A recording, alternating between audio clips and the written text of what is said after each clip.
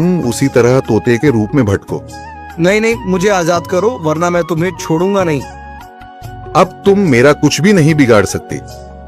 अब तुम जाओ यहाँ से और अब से ऐसे ही घूमो। अब तुम्हें पता चलेगा कि दूसरों को दर्द देने में कैसा महसूस होता है। इसके बाद वह राक्षस वहां से उड़ जाता है। मरचू और उसकी पत्नी सीता दोनों खुश हो जाते हैं। मरचू पहले की तरह काम करने लगता है। वह और उसकी पत्नी दोनों खुशी खुशी जिंदगी गुजारने लगते हैं।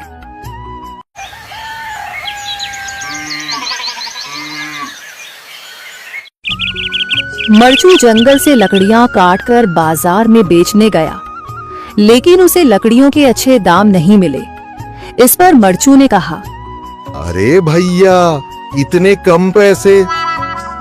इन पैसों में तो 2 वक्त का खाना भी नहीं मिलेगा। आप मुझे बहुत ही कम पैसे देते हैं। मैं इतनी मेहनत से लकड़ियां काट कर आता हूँ, लेकिन उनके पैसे मुझे बहुत कम मिलते हैं। भैया, तुम्हारी लकड़ियां होती ही इतनी कमजोर हैं कि मैं इससे ज्यादा पैसे नहीं दे सकता। तुम्हारी लकड़ियों के बस इतने ही पैसे बनते हैं।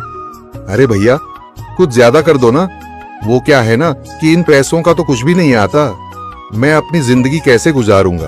भैया, तुम जाकर अच्छी लकड़ियां लाओ, तभी इन लकड़ियों का अच्छा दाम मिल पाएगा, वरना इन लकड़ियों का तो यही दाम है।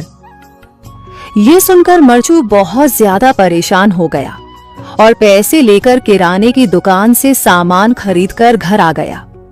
घर पहुंचते ही मरचू की पत्नी सीता ने कहा, अरे जी, सामान ले आए आप? हाँ जी, सामान ले आया हूँ।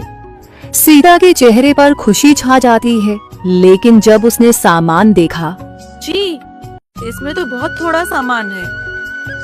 हाँ सीता, मुझे पता है कि यह सामान बहुत थोड़ा है, लेकिन मैं क्या करूं? मेरे पास जितने पैसे थे, मैं उतने का ही सामान लेकर आ गया हूँ। इस तरह हमारा गुजारा कैसे हो पाएगा जी? आपको तो पता ही है कि हम कितनी मुश्किलों से गुजारा करते हैं। हाँ हाँ, मुझे पता है, लेकिन मैं कर भी क्या सकता हूँ? मेरे पास इतने पैसे ही नहीं कि हम एक अच्छी जिंदगी गुजार सकें। इतनी मेहनत कर रहा हूँ, लेकिन फिर भी मेहनत का फल नहीं मिल रहा। इतनी मेहनत से अच्छी लकड़ी काट कर आता हूँ, लेकिन मुनासिब दाम नहीं मिलता। मैं तो बहुत परेशान हूँ। क्या करूँ? कहाँ जाऊँ? अरे जी, आप परेशान न हो, आप कोई और काम देख लें। मैंने कई बार काम तलाशने की कोशिश की, पर किसी ने भी मुझे काम नहीं दिया। ये सुनकर सीता भी काफी ज्यादा परेशान हो गई। मरचू से सीता की परेशानी नहीं देखी गई। उसने अपनी पत्नी सीता से कहा, मैं फिर से जंगल की ओर जा रहा हूँ। अरे जी, अभी मत जाइए ना, वैसे भी शाम हो रही है। आप कल चले जाइएगा, अभी मत जाइए। ठीक है, अगर तुम रोक रही हो तो मैं नहीं जाता। मैं कल चला जाऊंगा। इसके बाद मरचू गांव में घूमने के लिए चला गया। तभी उसे एक आदमी मिला और उसने कहा, कहाँ जा रहे हो भैया? और सुनाओ, क्या हाल चाल है? जिंदगी कैसे गुजर रही है?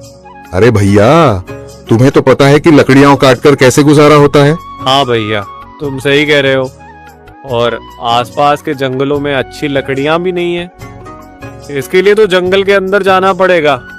पर जंगल के अंदर तो काफी सारे जंगली जानवर होंगे। मुझे बहुत डर लगता है भैया। मैं जंगल में कैसे जाऊंगा? हाँ भैया, जंगली जानवर तो होंगे, लेकिन अच्छी लकड़ियां तो वहीं से ही मिलेंगी। ये सुनकर मरचू बहुत ज्यादा परेशान हो गया, लेकिन वह आदमी बिल्कुल ठीक कह रहा था। जंगल के किनारे की सारी लकड़ियां कट चुकी थीं। अब सिर्फ जंगल के अंदर ही अच्छी लकड़ियां बची थीं। अगली सुबह मरचू